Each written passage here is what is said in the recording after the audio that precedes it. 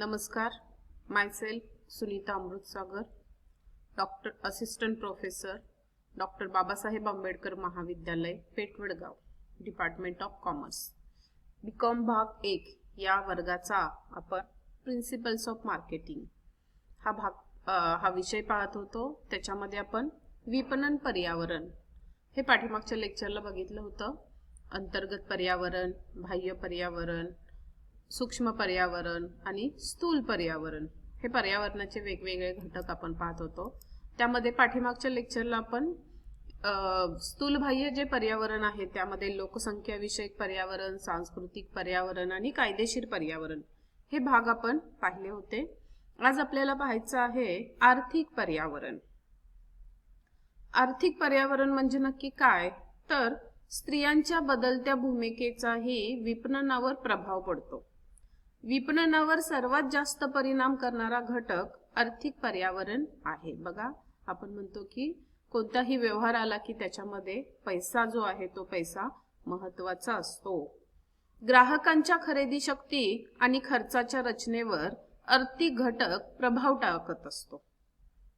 बघा, ग्राहकांची खरेदी शक्ती आणि खर्च हा कशावर ठरत असतो, तर त्या ग्राहकाचा इन्कम काय आहे, तो किती पैसे कमवतो ह्याच्यावरती या गोष्टी ठरत असतात.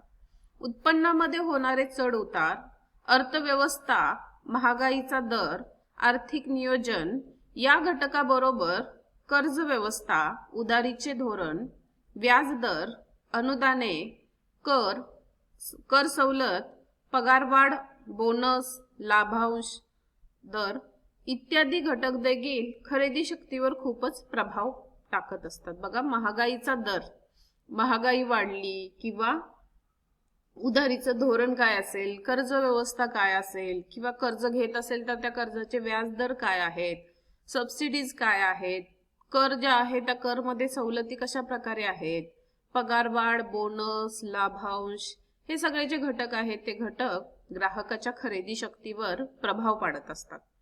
आर्थिक घटकांचा विपणन कार्यावर प्रत्यक्ष, व्यापक व दीर्घकाळ परिणाम होत असतो. आर्थिक जे घटक आहेत त्यांचा दीर्घकाळ परिणाम होताना आपण पाहतोय. आर्थिक पर्यावरण निर्णायक स्वरूपाचे असल्यामुळे विपणनकर्त्याला याकडे विशेष लक्ष पुरवावे लागते. बेरोजगारांना नोकऱ्या मिळाल्यास त्यांच्याकडे पैसा येतो आणि त्यामुळे ते खरेदीस प्रवृत्त होतात. पर्यायाने विपणन संधीत वाढ होत असते. म्हणजेच आर्थिक घटक जो आहे तो घटक विपणनामध्ये किंवा आर्थिक पर्यावरण जे आहे ते पर्यावरण विपणनामध्ये सगळ्यात जास्त महत्वाचं आहे. कारण इन्कम ऑफ सोर्स हा घटक जास्त महत्वाचा आहे. त्याच्यावरच एखाद्या ग्राहकाचं खरेदी शक्ती ठरत असते आणि मग ती खरेदी शक्तीमध्ये जर वाढ झाली तरच विपणनाला संधी निर्माण होत असते किंवा मार्केटिंग जे आहे ते मार्केटिंगला भरपूर अपॉर्च्युनिटीज मिळत असते. त्यानंतरचा घटक जो आहे तो नैसर्गिक पर्यावरण. नैसर्गिक साधन सामग्री हा विपणनाचा एक आवश्यक मार्ग असतो.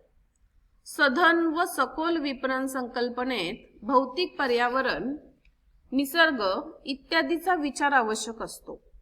भौतिक पर्यावरणात प्रदूषण ही एक मोठी समस्या निर्माण झालेली आहे. प्रदूषणाचा विपरीत परिणाम मानवी जीवनावर होतो.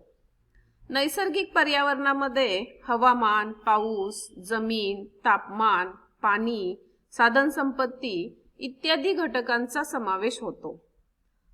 दुष्काळामुळे विपणनाची गती एकदम थंडावलेली आहे. म्हणजे जेव्हा दुष्काळ पडतो तेव्हा विपणन कमी होतं. कोणतीही नैसर्गिक आपत्ती जर निर्माण झाली तर त्याचा परिणाम विपणनावर होतो आणि आपण पाहिलंय की कोरोनाच्या काळामध्ये हे आपण सगळ्यांनी अनुभवलेलं आहे. कोरोनाचं संकट आल्यामुळे, ही नैसर्गिक आपत्ती आल्यामुळं काय झालं की विपणनावरती त्याचा परिणाम झालेला आहे.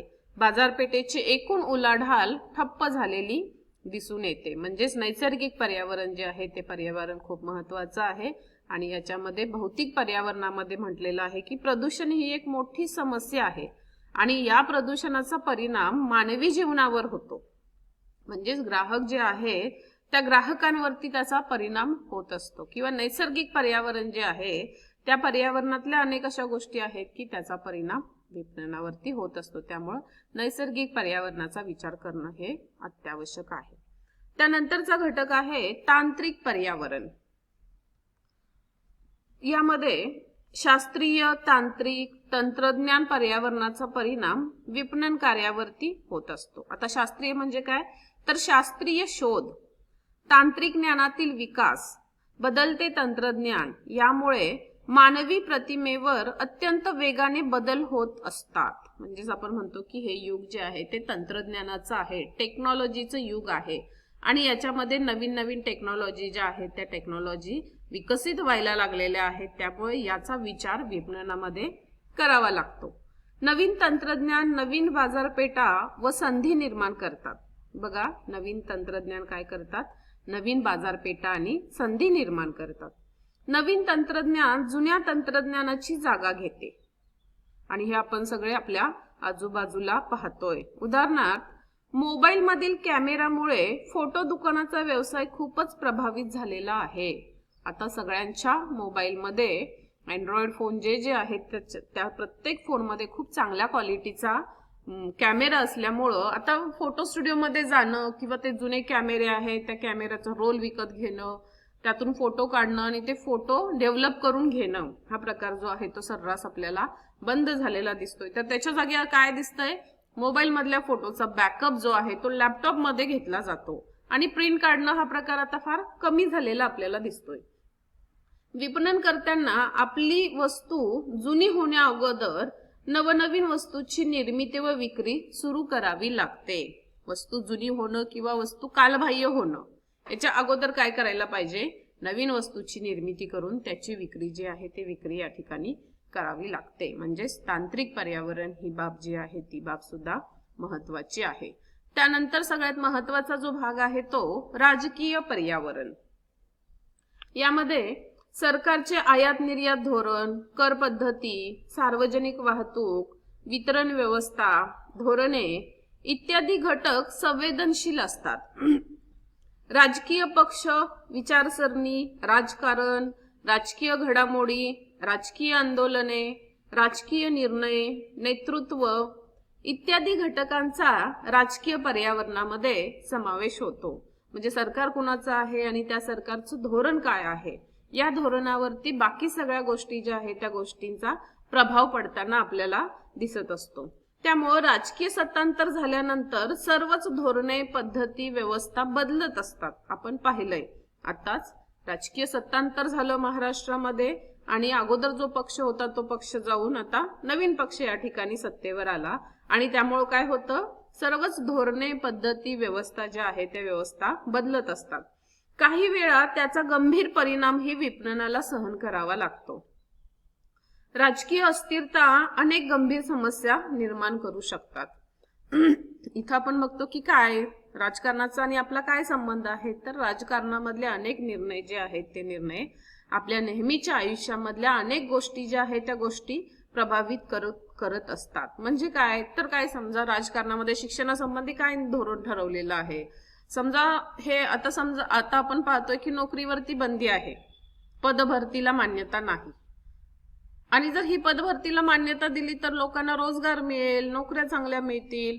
म्हणजे आपण म्हणतो की राजकारण आपल्याला नकोय, राजकारणाचा आपला काही संबंध नाहीये, पण आपल्या आयुष्यातल्या बऱ्याचशा गोष्टीवर त्याचा प्रभाव पडतो आणि त्या गोष्टी ज्या आहेत त्या सर्वसामान्य लोकांनाही त्या गोष्टी सहन कराव्या लागत असतात. म्हणजेच काय, तर राजकीय पक्ष, विचारसरणी, राजकारण, राजकीय घडामोडी, राजकीय आंदोलन, राजकीय निर्णय, नेतृत्व इत्यादी सगळ्यांचा समावेश आपण राजकीय पर्यावरणामध्ये करत असतो आणि या राजकीय पर्यावरणाचा विचार इथं करावा लागतो.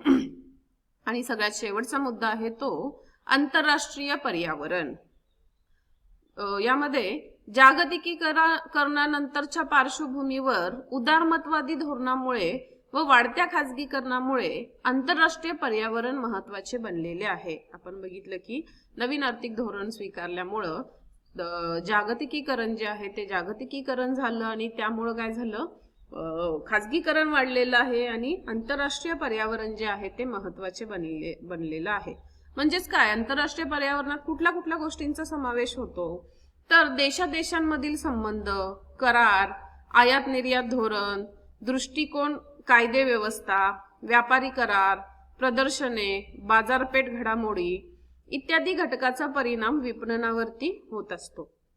तर आंतरराष्ट्रीय पर्यावरणामध्ये जर देशामध्ये स्थिरता असणं खूप गरजेचं आहे, अस्थिरता असेल तर मग आंतरराष्ट्रीय बाजारपेठेमध्ये किंवा आंतरराष्ट्रीय राजकारणामध्ये नुकसान होण्याची शक्यता असते।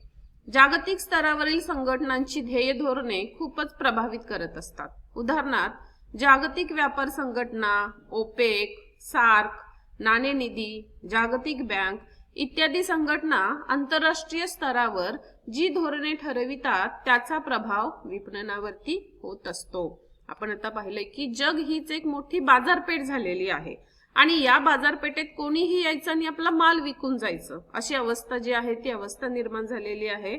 आणि त्यामुळं जगामध्ये कसं हा व्यापार चालतो तर त्यासाठी जागतिक व्यापार संघटना, वर्ल्ड ट्रेड ऑर्गनायझेशन WTO आपण त्याला म्हणतो, तर ही जागतिक व्यापार संघटनेमध्ये ज्या देश सामील झालेले आहेत, या जो गॅट करार झालेला आहे त्या करारावर ज्यांनी सह्या केलेल्या आहेत त्याच कराराचं रूपांतर WTO मध्ये झालेलं आहे आणि मग इथं WTO मध्ये काही धोरणं ठरवली जातात आणि जे त्या देशामध्ये जे देश आहेत त्या WTO मध्ये त्या सगळ्यांना ती धोरणं स्वीकारणं अपरिहार्य आहे। आणि त्याचाच परिणाम म्हणून आपण बघतोय की आपल्या भारत देशामध्ये सबसिडी हा प्रकार कमी व्हायला लागलेला आहे। कशामुळं?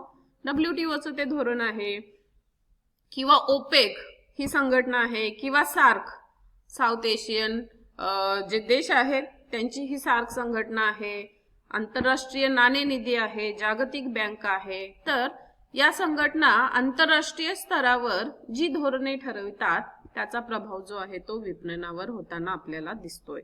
म्हणजे स्थूलबाह्य पर्यावरण जे आहे त्या पर्यावरणामध्ये या एकूण सगळ्या घटकांचा समावेश होताना आपल्याला दिसतो आणि या पर्यावरणाचं विश्लेषण केलं जातं, अनालिसिस ऑफ एन्व्हायरमेंट। ते कसं केलं जातं तर त्याच्यामध्ये वेगवेगळी तंत्र दिलेली आहेत। क्वेस्ट तंत्र किंवा स्वॉट विश्लेषण किंवा स्टॅटिस्टिकल टेक्निक याचा इथं वापर केला जातो आणि त्याचं विश्लेषण करून त्याचा योग्य असा विपणनामध्ये वापर केला जातो। म्हणजेच काय तर विपणन पर्यावरणाचे व्यापक स्वरूप आणि विभिन्न घटक विचारात घेता याचा व्यवसायाच्या विपणन कार्यावर अनेक अंगाने व पद्धतीने प्रभाव पडण्याची शक्यता असते। म्हणून ह्या विपणन पर्यावरणाचे विश्लेषण करणे आवश्यक ठरते। आधुनिक व्यवसाय क्षेत्रामध्ये विपणन पर्यावरणाचे विश्लेषण करण्यासाठी काही पद्धती किंवा तंत्र वापरली जातात। त्यामध्ये क्वेस्ट तंत्र, आता क्वेस्ट म्हणजे काय तर QEST, क्वेस्ट टेक्निक हा शॉर्ट फॉर्म आहे।